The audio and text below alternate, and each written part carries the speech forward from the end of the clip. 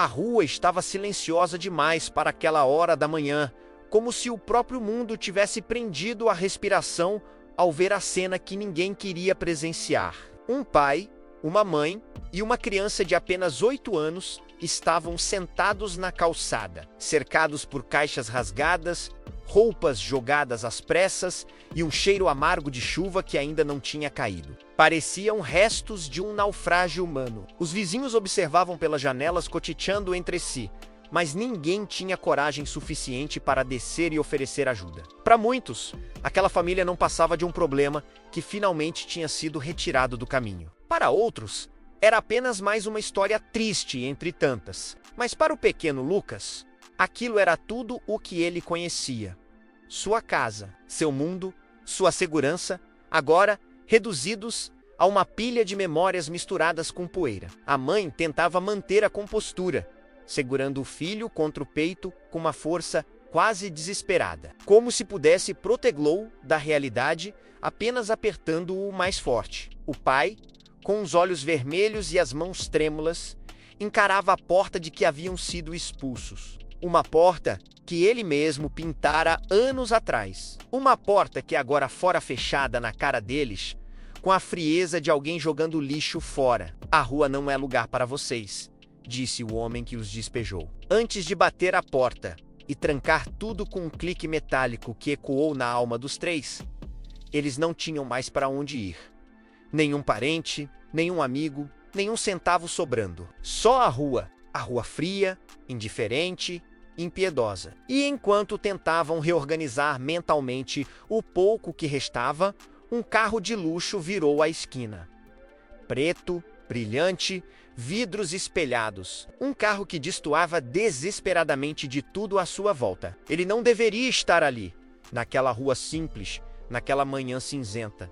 Mas estava e reduziu a velocidade. Dentro dele, um homem observava a cena com uma expressão difícil de decifrar. Alto, de postura firme, terno impecável mesmo tão cedo. Parecia alguém que carregava o peso de decisões grandes demais, mas que escondia um cansaço profundo nos olhos. Seu nome era Augusto Montello, conhecido na cidade por ser um empresário milionário que raramente se envolvia com a vida comum ao redor. Muitos o chamavam de frio, calculista, distante, mas naquele momento, quando o carro passou diante da família caída na calçada, algo nele travou. Ele viu o menino primeiro, os olhos do garoto estavam baixos, mas havia algo ali, uma mistura de medo e dignidade, que não combinava com alguém tão jovem. Depois viu a mãe pressionando os lábios para não chorar, e o pai, tentando manter a família inteira apenas com a força da própria presença. Augusto ia seguir seu caminho. Por um instante, quase seguiu. Tinha compromissos, reuniões, horários apertados, mas algo no fundo de sua mente, menos algo enterrado há anos, inflamou-o com força. A imagem daquela família o atingiu como um soco invisível, porque era familiar demais. Porque décadas antes, ele já estivera exatamente ali, na rua, sem nada, vendo adultos passarem por ele como se fosse invisível. A lembrança queimou, ele respirou fundo e decidiu parar o carro. Por alguns segundos, ninguém se mexeu. A família observava sem entender. Os vizinhos tentavam ver melhor. Augusto abriu a porta do carro com calma, mas cada passo dele tinha um peso estranho, como se o destino estivesse puxando seus pés. Aproximou-se sem pressa, sem alarde, apenas caminhando até eles como alguém que finalmente escolheu enfrentar um fantasma antigo. O pai levantou-se, tentando proteger a esposa e o filho, mesmo sabendo que não tinha forças suficientes nem para se proteger do próprio fracasso. O homem rico parou diante deles, olhando a cena inteira, com uma expressão séria, quase dolorosa, e então, com uma voz baixa, firme, que parecia carregar anos de silêncio, ele disse a frase que mudaria tudo. Quem fez isso com vocês? Não era curiosidade, não era pena. Era algo diferente. Menos algo que a família ainda não conseguia entender, mas que sentiria na pele muito em breve. O pai tentou explicar, mas as palavras saíram engasgadas, confusas, quebradas pelo desespero de alguém que viu tudo desmoronar em um único dia. Augusto ouviu cada sílaba como quem escuta uma verdade importante demais para ser ignorada. E então fez algo que ninguém naquela rua jamais imaginaria. Ele se virou, olhou para a porta que havia sido fechada contra aquela família e disse, com uma frieza que fez até o ar ao redor estremecer: essa história não acaba assim. E quando voltou a olhar para o menino, adicionou: levantem-se, vocês não vão ficar na rua. As janelas se abriram ainda mais. Os cochichos aumentaram. A mãe arregalou os olhos. O pai ficou sem reação. E Lucas, sem entender completamente, apenas segurou a mão da mãe com força. Era impossível saber que aquele momento seria o início de algo muito maior. Algo que transformaria não só a vida deles, mas também a do milionário que ousou parar o carro naquele dia. Mas a rua inteira sentiu. Algo poderoso tinha acabado de começar.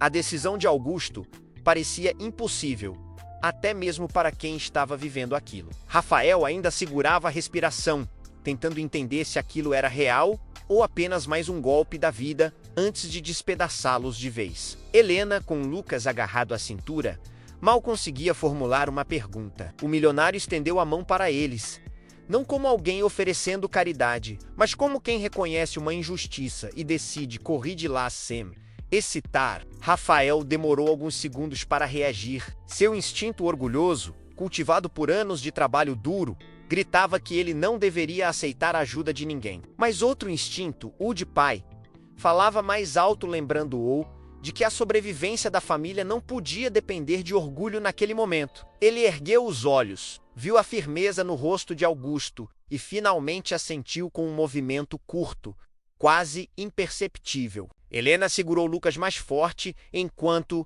se levantava. Seus joelhos tremiam não apenas pelo cansaço, mas pela sensação estranha de esperança que ela não ousava sentir havia meses. Entrem no carro, disse Augusto, com uma voz que não permitia objeção. Não era um pedido, era uma ordem embebida em uma promessa silenciosa de proteção. Alguns vizinhos começaram a descer pequenas brechas de suas janelas, fingindo estender roupas no varal, tentando observar sem parecerem curiosos demais. Mas a presença daquele carro luxuoso e daquele homem de postura imponente fazia todos se sentirem pequenos. E ninguém teve coragem de intervir. Rafael pegou uma mochila velha, menos a única coisa que tinha conseguido salvar antes do despejo, e se aproximou hesitante. Lucas parou por um momento, olhando para trás como se ainda esperasse que a porta da antiga casa se abrisse e alguém gritasse que tudo não passara de um mal-entendido. Mas a porta continuava fechada, rígida, fria, indiferente. Augusto observou o menino fixamente. Algo no olhar dele lembrava o próprio Augusto quando tinha aquela idade. Um misto devastador de medo, perda e uma coragem silenciosa que só crianças realmente quebradas carregam. A visão o atingiu fundo, mais do que ele gostaria de admitir. Quando todos entraram no carro, Augusto deu a volta e encarou novamente a porta trancada. Sabia que aquele episódio tinha muito mais história por trás. Ele não aceitava injustiças e aquela tinha cheiro de coisa suja, de decisão tomada por alguém que achou que ninguém veria, que ninguém se importaria. Ele se importou. Subiu no carro e bateu a porta com um único movimento firme. O motor ronronou e o veículo começou a seguir lentamente enquanto a família tentava entender o que estava acontecendo. Lá dentro, o silêncio era tão pesado que parecia ocupar todo o espaço. Lucas observava tudo com olhos enormes, deslizando sobre cada detalhe, os bancos de couro, o painel iluminado, o relógio elegante no pulso do homem que agora decidia o destino deles. Augusto manteve os olhos na estrada. Não era o tipo de pessoa que explicava suas ações imediatamente, muito menos para desconhecidos. Mas aquela situação tinha atravessado suas defesas de uma maneira que ele não estava preparado para admitir. "Para onde estamos indo?", perguntou Helena com a voz baixa, como se tivesse medo de quebrar algo frágil demais. Augusto respirou fundo antes de responder. "Para um lugar onde vocês possam ficar em segurança, onde ninguém vai expulsar vocês." Rafael arregalou os olhos. "Mas nós não temos dinheiro, não temos como pagar nada." Augusto virou levemente o rosto e disse: "Se eu quisesse pagamento, não teria parado o carro." Aquela frase caiu como um peso no ar. Era impossível entender as intenções dele apenas por suas palavras. Mas algo em seu tom mostrava que ele não estava ali para vantagens, nem para se exibir. Ele estava ali porque aquela cena tinha mexido com algo profundo menos. Algo que ele mesmo acreditava estar enterrado para sempre. O carro seguiu por ruas movimentadas até entrar em uma região da cidade conhecida por prédios altos, modernos, brilhantes. Aquele lugar parecia outro mundo, comparado à calçada fria onde a família estivera minutos antes. Lucas pressionou o rosto contra o vidro, hipnotizado. Rafael olhava para cada esquina como se fosse ilegal para alguém como ele estar ali. Helena tentava esconder as lágrimas, mas a sensação de alívio misturada a temor era esmagadora. O carro parou em frente a um edifício de vidro, imenso, com porteiros uniformizados que endireitaram a postura ao ver Augusto. Um deles correu para abrir a porta. "Bom dia, Sr. Montello." A família se encolheu instintivamente. Rafael tentou impedir que o porteiro abrisse a porta para ele, velho reflexo de humildade menos. Mas Augusto apenas fez um gesto para que todos saíssem. Os olhares curiosos surgiram imediatamente. Ninguém entendia por que o milionário tinha aparecido com uma família carregando uma mochila rasgada. Augusto ignorou tudo. Caminhou até o elevador.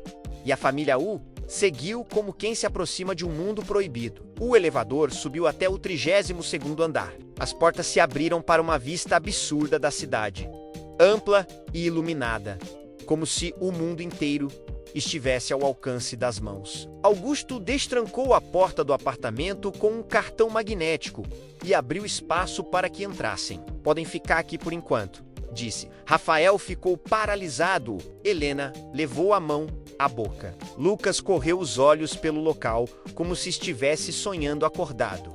"Mas por quê?" finalmente perguntou Rafael, incapaz de compreender. Augusto deixou a chave sobre a mesa e respondeu com uma sinceridade que surpreendeu até ele mesmo. "Porque alguém já fez isso por mim quando eu era criança. E eu nunca esqueci." A família ficou em silêncio. Nada daquilo parecia real. E antes que pudessem dizer qualquer coisa, Augusto completou: "E também porque eu quero saber quem foi o responsável por jogar vocês na rua." A expressão dele endureceu, e Rafael sentiu um calafrio na espinha. "Isso", disse o milionário, "eu não vou deixar passar." A presença da família no apartamento parecia deslocada, como se eles estivessem pisando em um território proibido. Rafael permanecia parado perto da porta, como alguém que teme encostar em qualquer objeto caro demais. Helena observava cada detalhe com olhos brilhando entre espanto e medo, enquanto Lucas caminhava devagar, admirando o tamanho do sofá, a vista gigantesca, os objetos reluzentes, até os tapetes macios, que pareciam impossíveis demais para serem reais. Augusto, porém, não compartilhava daquele momento de encantamento. Seu rosto endurecera desde o elevador. Ele parecia carregar um peso maior do que simplesmente ajudar desconhecidos. Havia algo queimando dentro dele, algo antigo, incômodo, e que agora ressurgia como uma sombra que insistia em ser encarada. "Vamos começar pelo começo", disse ele com firmeza. "Quero saber exatamente o que aconteceu com vocês." Rafael engoliu seco. Helena pousou a mão no braço dele, dando coragem. E então o pai, com a voz rouca, começou a contar. Falou do aluguel atrasado por causa da demissão repentina, falou das buscas incessantes por trabalho, todas recusadas. Falou da doença da mãe de Helena, que havia consumido suas economias. Falou do senhor Nestor, o proprietário, que por meses prometeu negociar, mas que de uma hora para outra mudou o tom, acelerou a cobrança, ignorou pedidos de prazo e finalmente apareceu com policiais e a ordem de despejo já assinada. Nenhuma chance, nenhum aviso decente, nenhuma misericórdia. Helena completou a história com detalhes duros demais para Rafael mencionar. O dia em que ela bateu a porta do proprietário, com Lucas no colo suplicando por uma semana a mais, e ele fechou a porta sem sequer olhar no rosto dela. Augusto ouviu tudo sem interromper. Quanto mais Rafael falava, mais seus olhos ficavam frios, como aço sendo temperado. Quando Rafael terminou, O silêncio caiu como uma parede grossa. Ele não podia fazer aquilo daquela forma, murmurou Augusto, mais para si mesmo do que para os outros, mesmo com atraso. Não assim. Rafael arregalou os olhos. O senhor entende de leis de aluguel? Augusto soltou um riso curto, quase sem humor. Entendo de muita coisa que vocês nem imaginam, inclusive de gente que se aproveita dos mais fracos. Ele se afastou da mesa e pegou o celular, mas não discou imediatamente. Ficou alguns segundos parado, respirando fundo, como quem luta contra um impulso perigoso. Lucas observava tudo, tentando entender por que aquele homem tão forte parecia tão tenso. Vocês vão ficar aqui por alguns dias, disse Augusto por fim. Comida, banho, camas limpas, depois vejo onde realocar vocês. Mas antes disso, vou resolver essa situação. Rafael tentou argumentar, mas Augusto ergueu a mão. Não se preocupem com o que não podem controlar agora. Em seguida, ele fez algo inesperado. Abriu uma gaveta e tirou de dentro um cartão metálico com um número gravado. Colocou sobre a mesa. Qualquer problema, qualquer coisa que precisarem, me liguem. Mas não saiam daqui até eu voltar. Em sua voz havia um tipo de proteção que beirava o tom de ordem. Rafael não entendeu se aquilo o intimidava ou o tranquilizava. Augusto saiu do apartamento alguns minutos depois, deixando a família sozinha, com o silêncio com a vista imensa da cidade. O elevador se fechou e seu rosto refletido no aço mostrou algo sombrio, raiva. Mas não era apenas raiva por eles, era por ele mesmo, pela lembrança que aquele despejo havia despertado, pela memória do dia em que ele, ainda criança, fora jogado para fora de casa junto com a mãe, pelo homem que virou as costas para eles naquela época, pelo gosto amargo da impotência que nunca deixou de existir, mesmo depois de enriquecer. Agora, ele finalmente tinha poder para impedir que outras pessoas passassem pelo mesmo. E ele ia usar esse poder. Enquanto isso, dentro do apartamento, Helena tentava acalmar Lucas, que parecia inquieto. Não era medo, era admiração confusa. Mãe, ele é tipo um herói. Helena sorriu fraco. Não sei, meu amor. Mas ele apareceu quando a gente mais precisava. Rafael caminhou até a janela e observou a cidade lá embaixo. Ele nunca imaginou ver o mundo daquela altura, muito menos como convidado de um homem daquela magnitude. Sua voz saiu baixa. Por que um milionário ajudaria gente como a gente? O que ele ganha com isso? Helena aproximou-se e segurou sua mão. Talvez não seja sobre ganhar, mas a dúvida permanecia no ar como poeira suspensa sob a luz. Horas se passaram. Eles comeram pela primeira vez em dias algo que não fosse restos. Tomaram banho quente. Vestiram roupas que Augusto havia deixado ali como se já soubesse que alguém precisaria delas um dia. Era tudo confortável demais, surreal demais. A sensação de estar vivendo a vida de outra pessoa era esmagadora. Lucas adormeceu rapidamente no quarto de hóspedes, afundado em travesseiros tão macios que pareciam feitos de nuvem. Helena o cobriu e ficou olhando seu filho dormir com um nó na garganta. Ele merece isso, sussurrou. E mais, Rafael colocou a mão no ombro dela. Só tenho medo de que isso não dure, de ser só um alívio momentâneo antes da queda maior. Helena respirou fundo. Talvez seja. Mas, por agora, estamos a salvo. Enquanto eles tentavam se adaptar à nova realidade temporária, Augusto dirigia em silêncio cortante. Seu destino? A casa do senhor Nestor, o homem responsável por destruir a vida daquela família. Ele estacionou o carro, saiu, bateu na porta com força e esperou. Quando a porta se abriu, Nestor congelou ao ver quem estava em sua frente. Não era um simples morador reclamando. Era Augusto Montello, menos alguém que nenhum proprietário sensato ousaria enfrentar. Precisamos conversar, disse Augusto, com um olhar que poderia quebrar pedra. A conversa que viria abalaria muito mais do que um despejo. A porta ficou meio aberta enquanto Nestor tentava entender por que Augusto Montello, um dos empresários mais influentes da cidade, estava parado em sua varanda com um semblante mais duro que pedra. O proprietário ajeitou a camisa, pigarreou e tentou recuperar uma postura de autoridade que se dissolvia diante daquela presença esmagadora. Sim, senhor Montello. Que surpresa!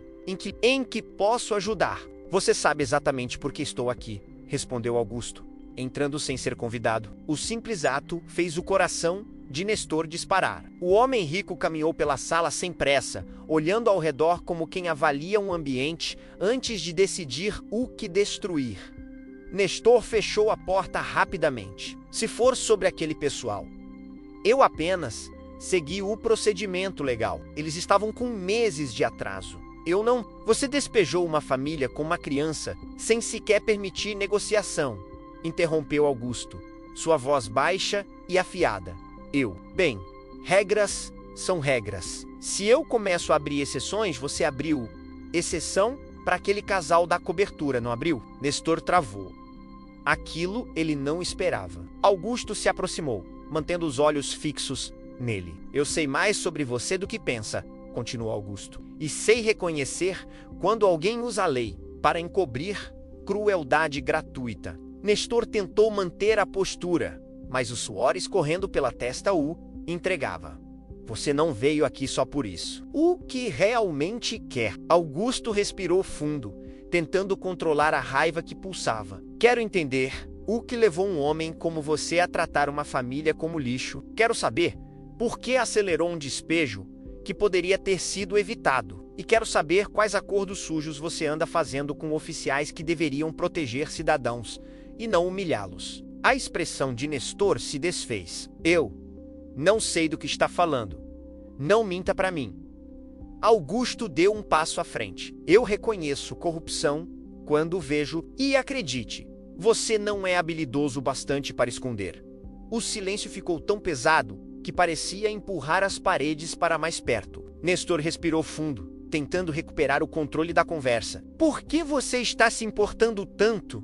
São só pessoas atrasadas no aluguel. Não é seu problema. As pupilas de Augusto estreitaram. A frase o atingiu como um golpe. Porque um dia eu fui só uma pessoa para alguém como você, disse ele com amargura. Porque eu sei exatamente o que significa ver uma porta sendo fechada na sua cara e perceber que o mundo inteiro decidiu que você não merece ajudar.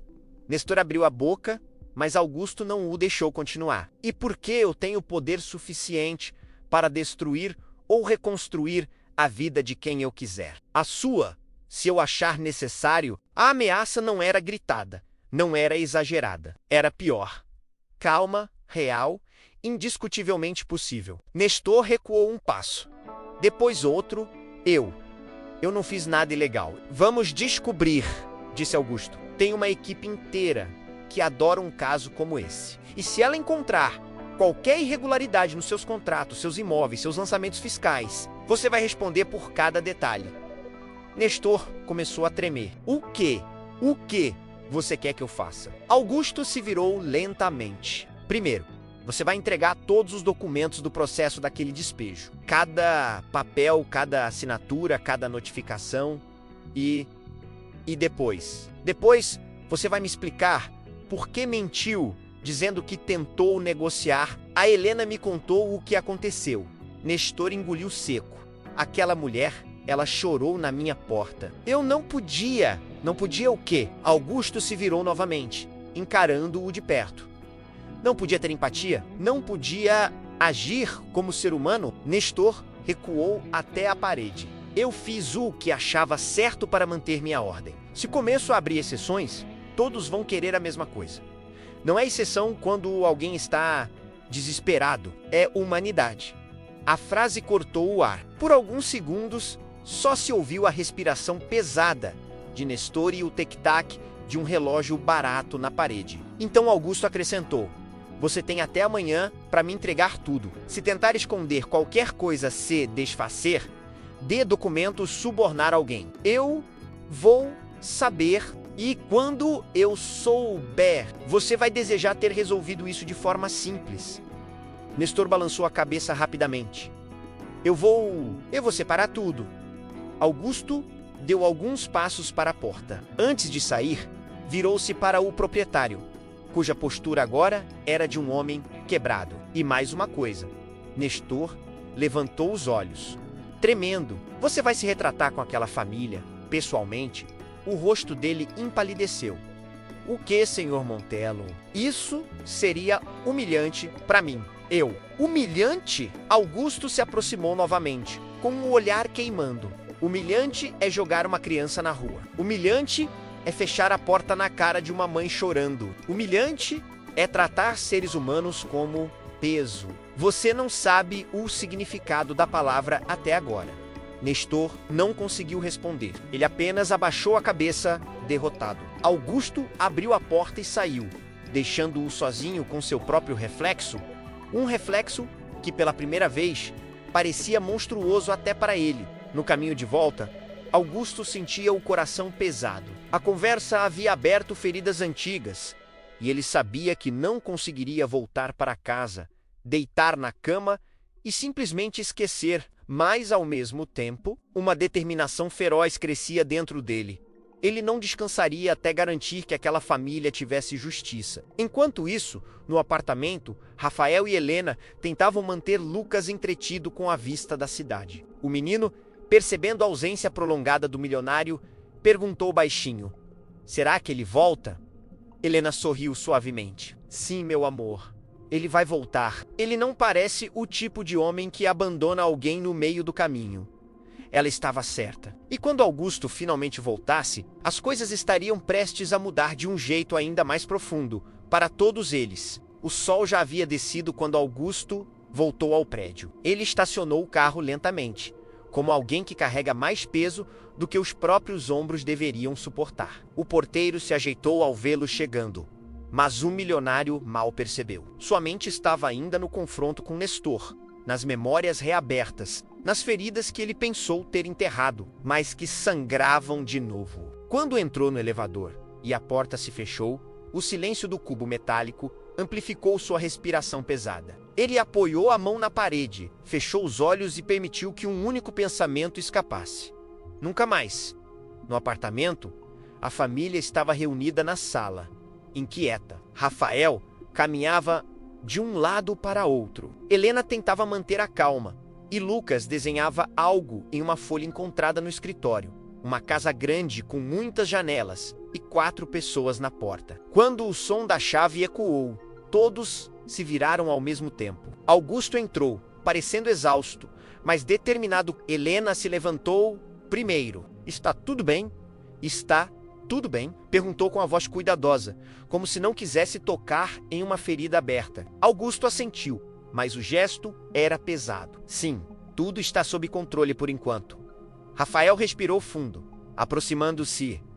"O senhor conversou com ele?" "Conversei", respondeu Augusto, tirando o paletó e apoiando-o sobre o sofá. "Ele vai entregar todos os documentos amanhã e vai se retratar com vocês pessoalmente." Rafael arregalou os olhos. Helena levou a mão à boca. Lucas apenas observou, como quem assiste a um final inesperado de uma história triste. "Senhor Augusto, isso é muita coisa", disse Rafael com a voz tremendo. "Não sei como agradecer." Augusto ergueu a mão.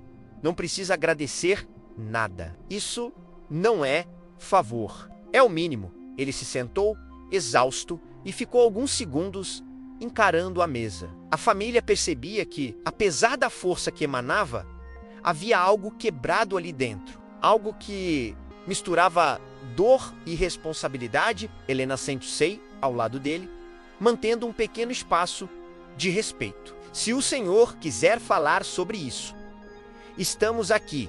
Augusto sorriu fraco. "Não há muito o que dizer. Eu vi vocês naquela calçada e me vi também. Vi minha mãe sendo arrancada de casa, implorando para ficarmos mais um dia.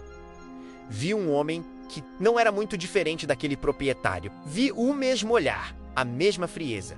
Sua voz falhou por um segundo. E eu jurei que, se algum dia tivesse meios, nunca deixaria alguém passar pelo que eu passei." O silêncio envolveu o ambiente. Não era desconforto, era compreensão profunda. Lucas se aproximou com o desenho nas mãos. "Fiz isso para você." Augusto olhou, e o coração apertou. A casa enorme, as 4 figuras na porta, menos o milionário, estava lá, ao lado deles. "Está lindo." disse ele, com um sorriso real, talvez o primeiro em muito tempo. Obrigado, garoto. Lucas sorriu timidamente e correu de volta para Helena. A noite avançou. Augusto pediu comida e todos jantaram juntos, em uma mesa grande que parecia ter esperado aquele momento por anos. Rafael, mesmo tímido, ria das pequenas histórias de Lucas. Helena finalmente comia sem o desespero escondido no olhar. E Augusto observava aquilo como alguém que presencia um milagre silencioso. Depois do jantar, Rafael tomou coragem.